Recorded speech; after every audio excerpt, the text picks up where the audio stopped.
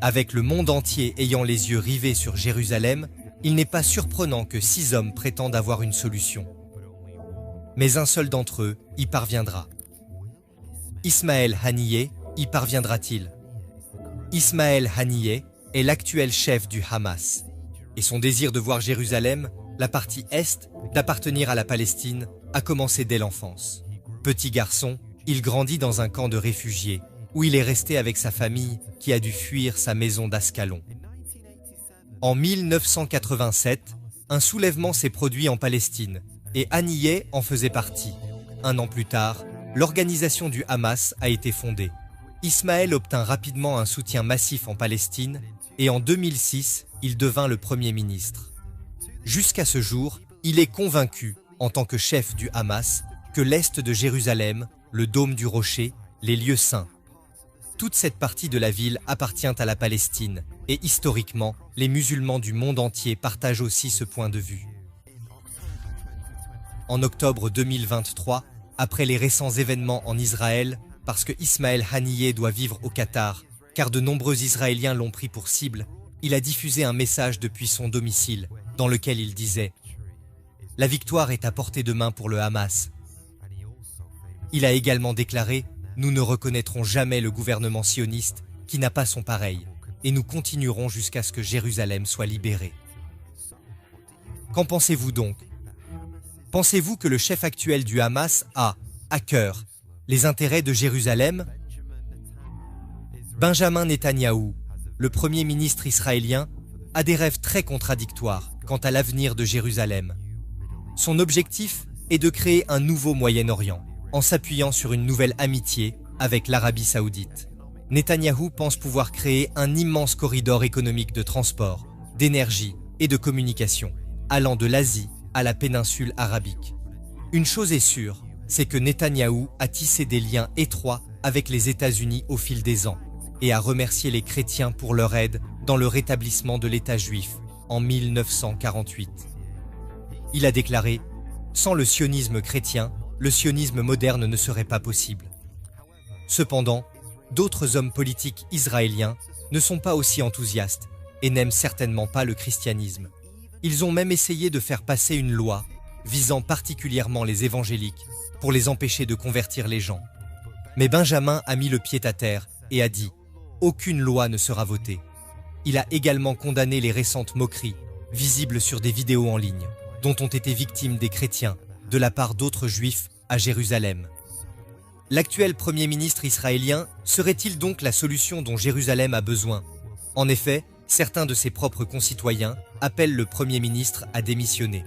Ils l'accusent d'être responsable des nombreuses pertes humaines et pensent qu'il a poussé le Hamas à franchir la ligne de démarcation. Je suis tellement frustrée et en colère de ce qu'il nous a fait. C'est lui. Bibi, qui est-ce? Vous savez, l'Égypte lui a dit que le Hamas allait faire beaucoup de bruit. Non, nous nous en moquons. Tous les militaires, le Shabbat, le Hamas l'ont averti. Il a dit « Non, ne vous inquiétez pas, ne vous inquiétez pas. Et vous avez vu ce qui s'est passé? Il doit partir immédiatement. » Mais regardez ça, parce que le prince héritier d'Arabie Saoudite, Mohammed bin Salman, est sur le point d'essayer de faire quelque chose d'impossible. Il est sur le point d'essayer d'apporter la paix avec la Palestine et Israël. Dans une interview accordée à Fox News, Salman a déclaré « Chaque jour, nous nous rapprochons de la paix avec Israël. » Pourquoi cette déclaration est-elle si colossale? Parce que, historiquement, l'Arabie Saoudite a toujours cru en une solution de 2 États, avec Jérusalem-Est comme étant la capitale de la Palestine. Maintenant, écoutez-moi attentivement, parce que comme je l'ai dit dans cette vidéo, je crois vraiment que si Bin Salman réussit à faire l'impossible, s'il parvient à réunir ces 2 camps opposés et à trouver la paix, il deviendra l'homme le plus puissant du monde. Cette ambition a également été remarquée par l'Iran, qui le déteste. Leur président, Ibrahim Raisi, a déclaré que cette nouvelle amitié avec Israël serait très offensante, et cela reviendrait à agir dans le dos de la Palestine. Donald Trump est un autre dirigeant qui s'intéresse de près à Jérusalem. En décembre 2017, alors qu'il était président, il a annoncé la reconnaissance par les États-Unis de Jérusalem comme capitale, et il a fait transférer l'ambassade américaine de Tel Aviv à Jérusalem. La plupart des chrétiens et des juifs ont applaudi cette décision, et l'administration de Trump a déclaré que cette décision contribuerait à renforcer la paix entre la Palestine et Israël. Les critiques, cependant, ont déclaré que ces négociations auraient dû rester entre Israël et la Palestine, et que Trump n'a fait que jeter de l'huile sur le feu. Si Trump est réélu à la présidence, pensez-vous qu'il ramènera enfin la paix à Jérusalem? Parce que le prochain sur notre liste obtiendra la paix, mais seulement temporairement. Il y a un homme dont la Bible a prophétisé la venue, il y a plus de 2000 ans. Cet homme a été appelé l'homme du péché, et aussi la petite corne. En d'autres termes, il surgirait de nulle part. Personne ne s'attendait à ce que ce soit lui. Et puis cet homme viendra, et il apportera la paix à Jérusalem. Il signera aussi une alliance, un traité de paix, avec le peuple d'Israël. Et soudain, tout le monde se prosternera et l'adorera. C'est d'ailleurs ce qu'a dit le prophète Daniel. Il fera une solide alliance avec plusieurs pour une semaine. Et au milieu de la semaine, il fera cesser le sacrifice et l'offrande. Le dévastateur commettra les choses les plus abominables, jusqu'à ce que la ruine et ce qui a été résolu fondent sur le dévastateur. Saisissez-vous cela? Il conclura. En d'autres termes, il n'arrachera pas une nouvelle promesse du ciel, mais il renforcera d'une manière ou d'une autre les traités de paix existants, en réunissant le Moyen-Orient dans l'unité. Et tout le monde, lorsqu'il le fera, sera totalement impressionné par le fait qu'il sera la première personne à apporter la paix au Moyen-Orient. Mais cet homme sera un menteur, et il fera à Israël de fausses promesses de paix, de prospérité. Il promettra de les protéger, et juste au moment où ils se croiront en sécurité, juste au moment où ils auront baissé leur garde, au milieu de cette promesse, il la rompra au bout de 3 ans et demi. Et là, il fera quelque chose d'impensable, appelé l'abomination de la désolation. Pour ceux qui ne savent pas de quoi il s'agit, c'est essentiellement le moment où l'homme du péché entrera dans le temple de Jérusalem. Et là, il érigera une idole pour lui-même et exigera d'être adoré par tous les peuples du monde. Les gars, ce n'est pas Hollywood qui parle, c'est la Bible. Et en fait, Hollywood tire beaucoup de ses idées de la Bible. Et lorsque cela se produira, cela n'affectera pas seulement Israël, mais le monde entier. Parce qu'à Jérusalem, cet homme mettra en place son système, où il contrôlera tout le monde sur cette terre, en exigeant qu'ils aient sa licence. Et sans sa licence, personne ne pourra fonctionner. Je vais vous confier un secret. Aucun de ces hommes que nous venons de voir n'apportera une paix durable à Jérusalem, mais l'homme suivant sur notre liste le fera. Mais malheureusement, c'est celui que la plupart des gens rejettent. Jésus-Christ était lui-même juif. Il était de la cité de David. Et Jésus l'a promis un jour, qu'après sa résurrection, après être remonté vers son Père céleste, il reviendrait en Israël, à Jérusalem.